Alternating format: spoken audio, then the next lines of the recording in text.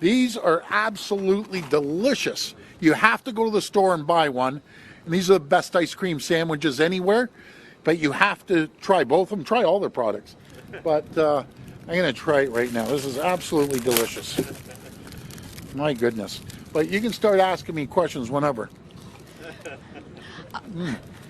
Caramel in the middle, ice cream, chocolate, and peanuts. The best. Beautiful.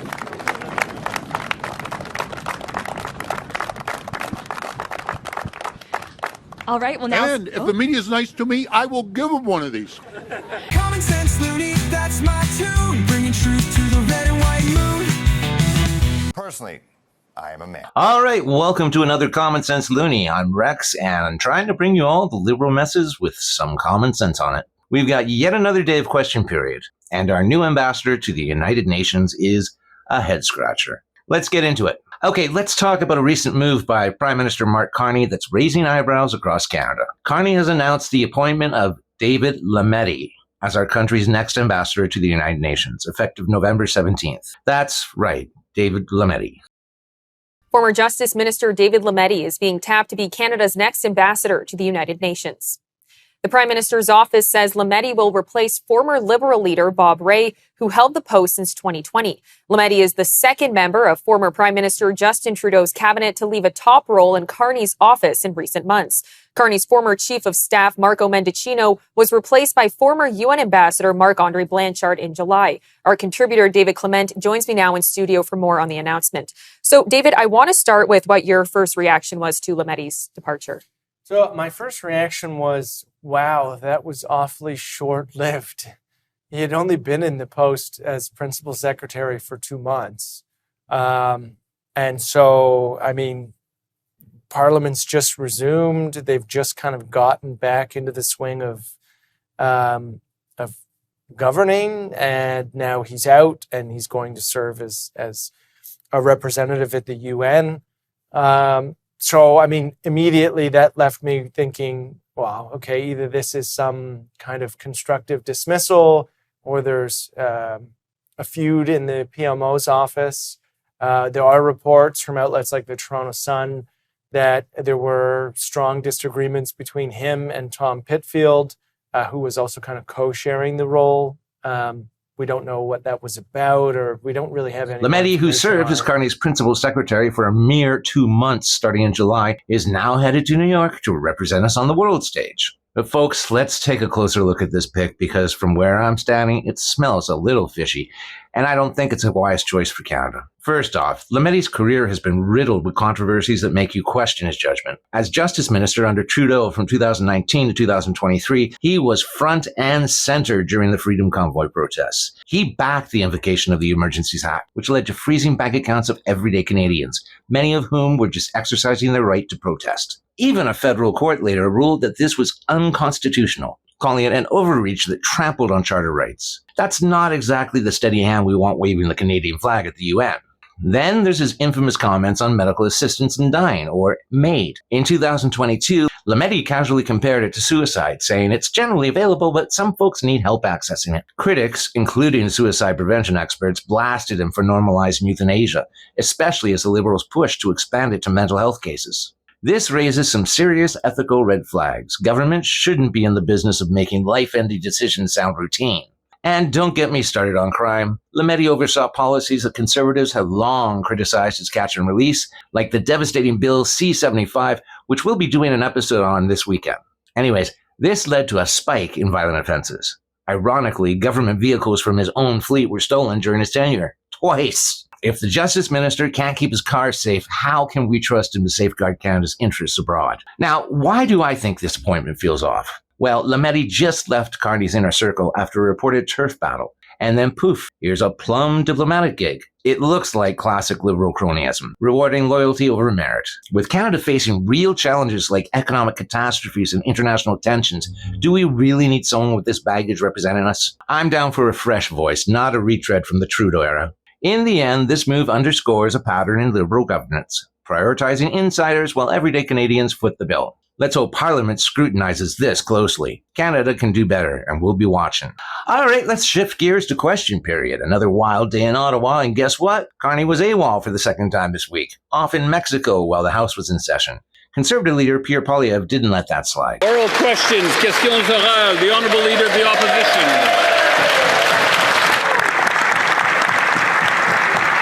The Prime Minister is in Mexico today for a photo op and fake agreement, but it's a great opportunity to compare because both countries are neighbors of the United States. In the last quarter, Canada's economy shrunk by 1.6%, while the Mexican economy grew by 2.4%. Wow. The Canadian exports to the United States crashed by 18%, while Mexican exports to the U.S. are up 1.4%. Wow. And the Canadian unemployment rate is 3 times higher than Mexicans. Wow. Will the Prime Minister ask his Mexican friends what they're doing right that he's doing so wrong? Right. The Honourable Minister of Industry. Mr. Speaker, this Prime Minister believes in having a strong relationship with Mexico, our second biggest trading partner. That's exactly why he is in Mexico today, meeting with the President to make sure that we can have our trading relationship really on par. Now, the other thing that the Leader of the Opposition needs to understand is that we're living in a much more dangerous and complicated world with trade tensions having impacts on trading partners all around the world.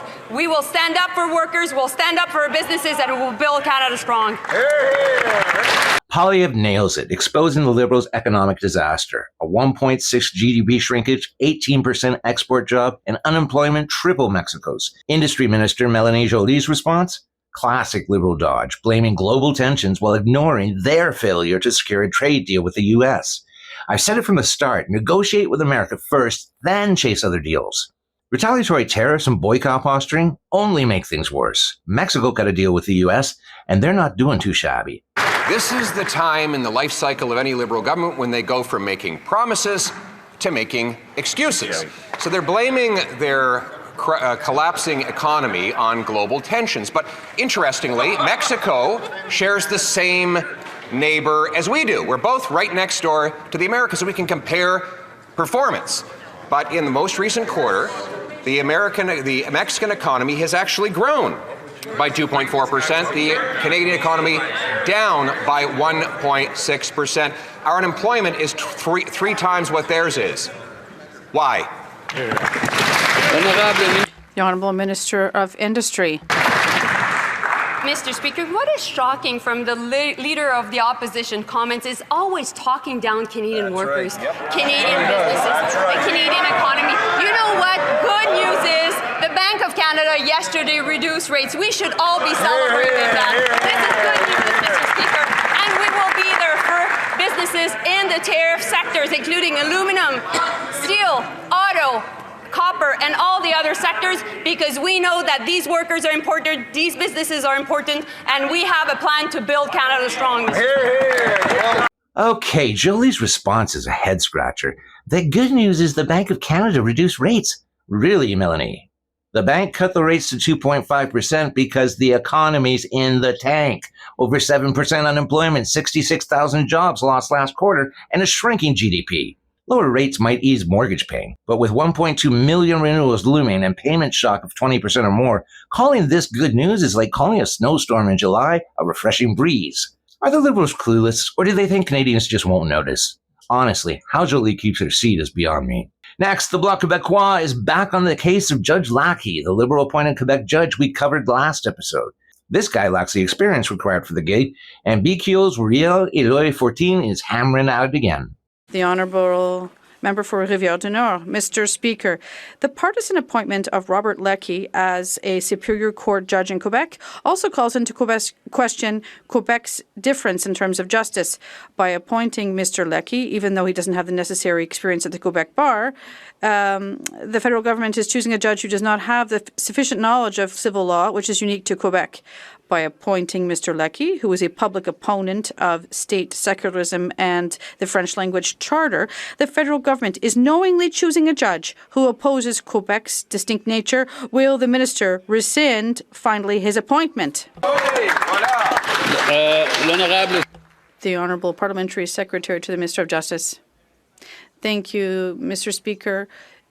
Judicial appointments to the Superior Court is the federal government's area of expertise, and Quebec participates in this discussion. We do so in good faith and arrive in agreement.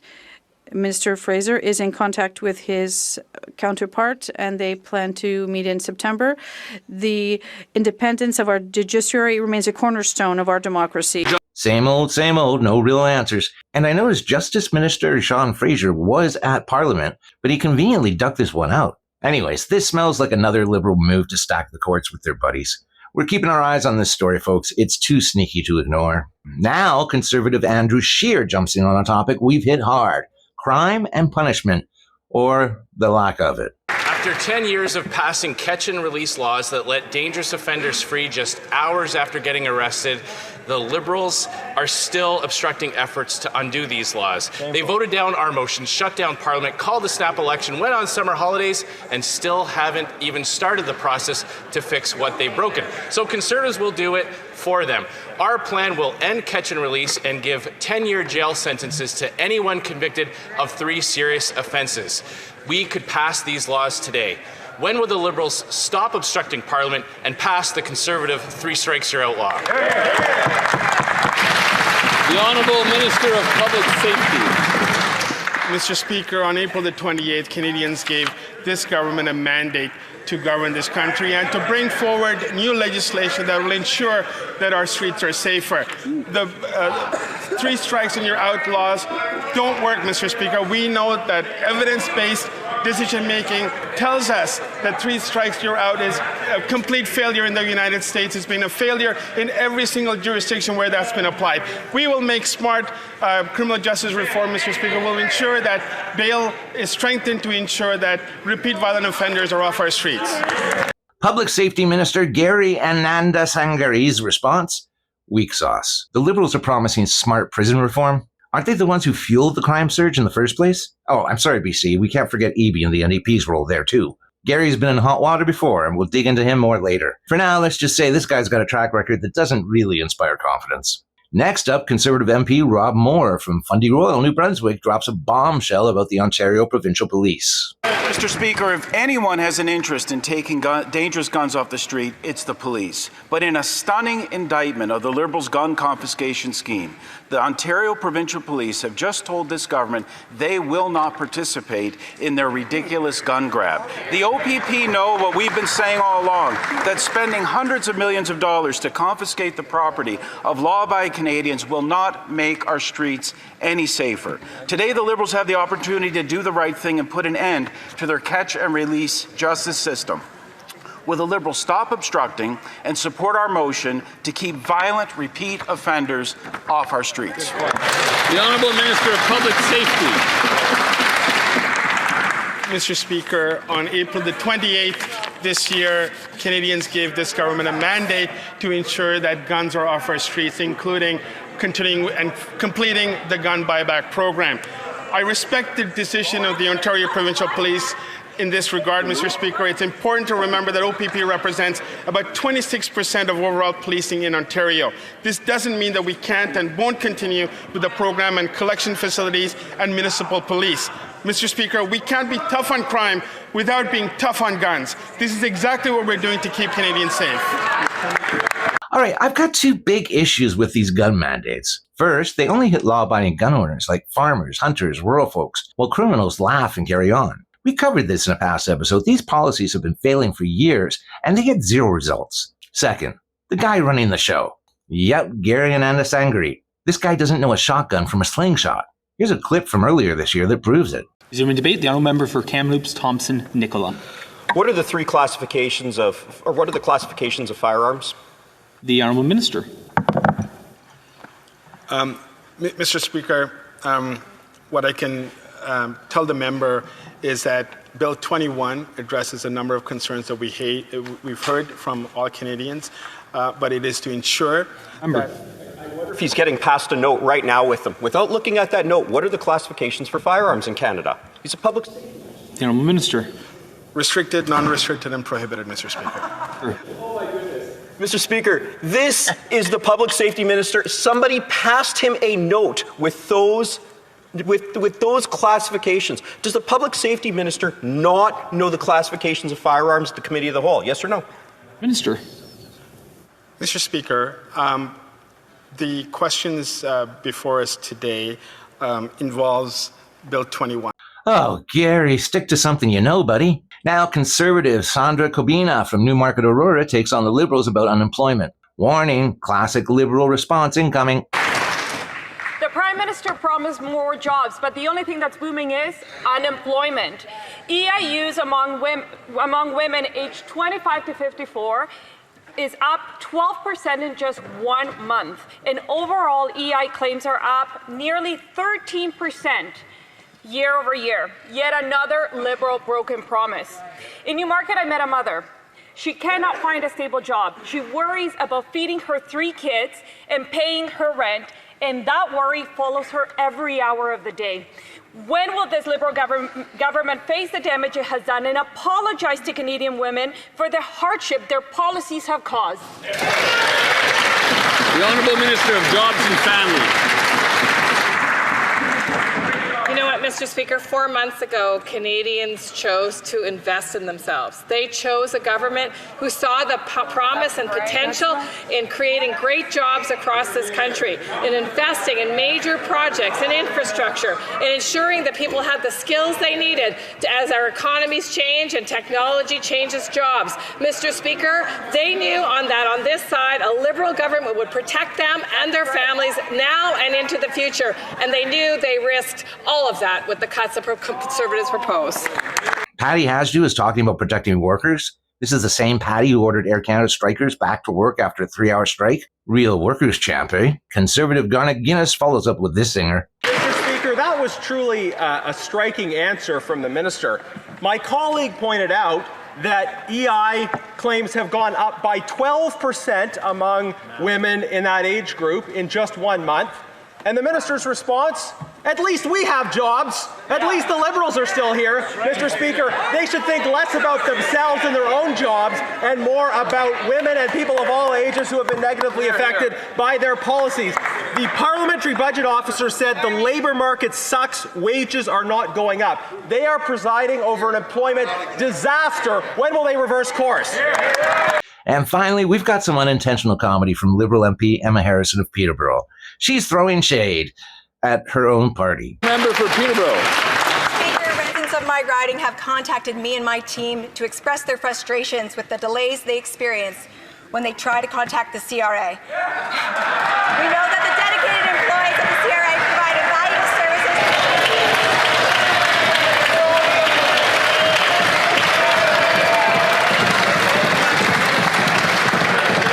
Sorry,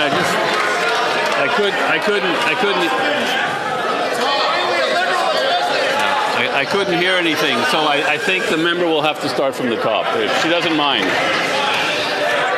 From the top, please. Maybe in a minute, but from the top for sure. So from the top. Mr. Speaker, residents of my riding have contacted me and my team to express their frustrations with the delays they experience when contacting the CRA.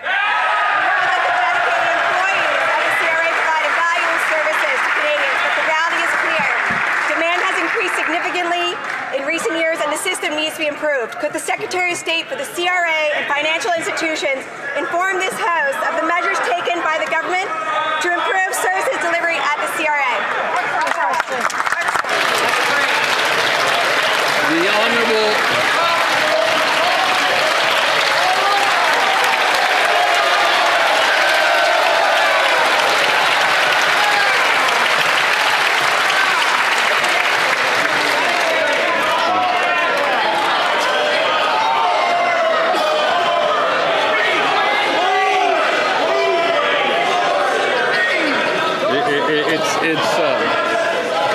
It's nice to see such unity in the House. Quick note, the CRA is the Canada Revenue Agency, the folks handling your taxes.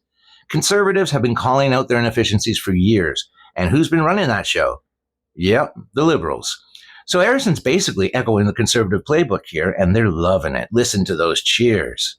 Wayne Long, Secretary of State, tries to clean it up, but it's too big a mess. Thank you for that great question. Mr. Speaker, delays at CRA call centers are completely unacceptable. We all know that.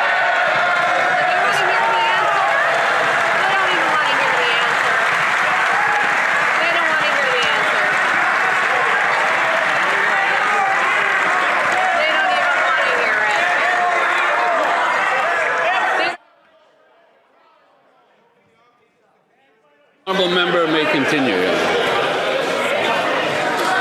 First, that's my first standing ovation. Thank you. But seriously,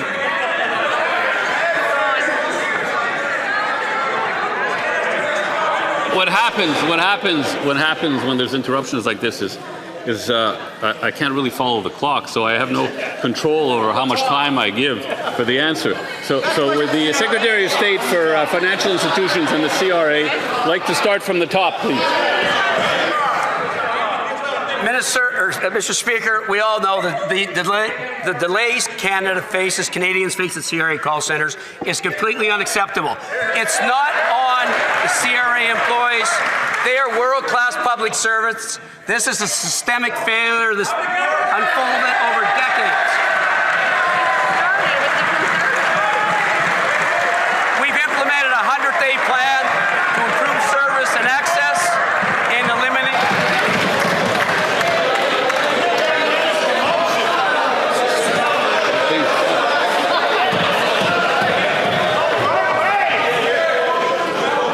Is the honourable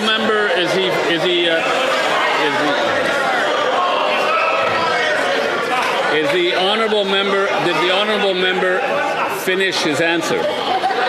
Stand up again. It's your questions you're losing. It's your questions you're losing. Mr. Speaker, in all seriousness, Canadians from coast to coast to coast are frustrated with CRA call center delays. I know that. This is not on CRA employees. They're world-class public servants. This is systemic failure over decades. That's why we're implementing a 100-day plan. That's right. To improve service and accessibility, and we're going to eliminate delays. That's right. The Union of Taxation Employees and the Taxpayers Ombudsman also have expressed support. I'm going to work with CRA leadership. I'm going to hold them accountable. We are going to fix this. Thank you. He fumbles, saying systematic failure, and the Conservatives pounce, yelling, "The Liberal government!" Not a good look, Liberals. All right, that's it for today, folks. From Lametti's questionable UN gig to the Liberals' economic fumbles and crime woes, it's clear Ottawa's serving up more of the same. Insider deals and zero accountability. What do you think? Should Lametti be Canada's face of the UN? Are the Liberals out of touch on the economy? Drop your thoughts in the comments below or hit me up on X. I'm at CommonSenseLoonie, and I want to hear from you. Don't forget to like and subscribe. So everyone out there, remember to stay safe, stay skeptical, and of course, stay loony. I'm here to cut through the haze, no disguise. Gonna open your eyes to politicians' lies. Canada's great, but led by wackos, it's true. Time for no nonsense, me and you. I'm the Common Sense Loonie, hear my call. Ditch bingo night games, we'll fix it all. Common Sense Loonie, that's my tune. Bringing truth to the red and white moon. Personally, I am a man.